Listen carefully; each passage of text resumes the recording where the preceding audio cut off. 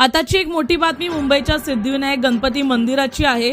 सिद्धिविनायक गणपती मंदिराच्या प्रसादात उंदीर सापडले आहेत। तिरुपती मंदिराच्या प्रसादावरून सुरू असलेल्या वादाच्या पार्श्वभूमीवर मुंबईतील सिद्धिविनायक मंदिरातील अर्पण संदर्भात एक व्हिडिओ क्लिप सध्या प्रचंड व्हायरल होत आहे।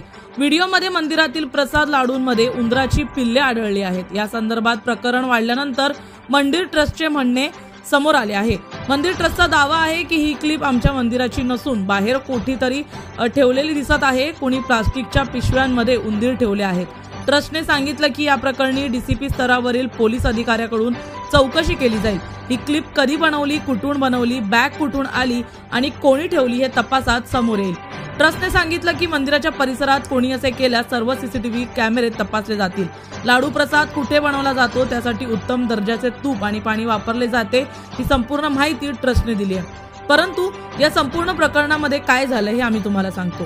व्हिडिओमध्ये प्रसाद असलेले कॅरेट दिसत आहे जे कुरतडलेले आहे। कॅरेटच्या एका कोपऱ्यात उंदराची पिल्ले दिसतायत। रिपोर्टनुसार सिद्धिविनायक मंदिर दररोज 50,000 लाडू बनवले जातात। सणासुदीच्या काळात प्रसादाची मागणी वाढते। प्रसादासाठी पाकिटात 2 लाडू असतात, तर या लाडूच्या पाकिटाच्या बाजूलाच उंदराची पिल्ल दिसत आहेत आणि हा व्हिडिओ प्रचंड व्हायरल होत आहे।